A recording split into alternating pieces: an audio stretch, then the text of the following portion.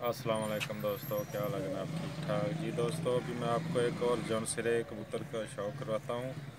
ये तकरीबन 5.5 तक उड़ा है टूर्नामेंट में। 5.5 की फ़्लाइट हैं इसकी। ये देखें, मैं इसकी आँख का शौक़ करवाता हूँ। बुरम नार है, बिल्कुल 5.5 के बाद बैठता रहा है। बहुत बुरम नार है।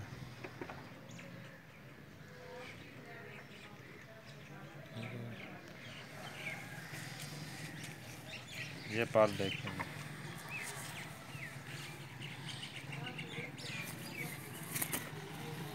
बहुत बुरा मानता है। देखें, रंग लगा हुआ अभी तक भी।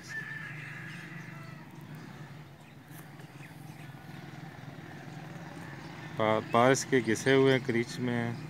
बहुत अच्छे पार का मालिक है। बहुत अच्छा माशाल्लाह उड़ता रहा है।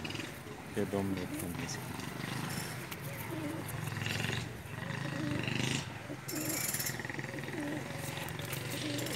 ये इसका पल्ला है।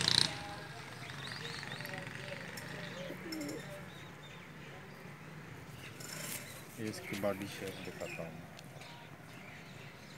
हम देसी कबूतर है जौन सिरा कबूतरों में से। माशाल्लाह बहुत अच्छा परवाज़ी है। ये भी अस्से में उड़ता रहा है। ठीक है जी दोस्तों, उम्मीद है कि ये भी आपको पसंद आया होगा। ओके जी, अल्लाह हाफ़िज़।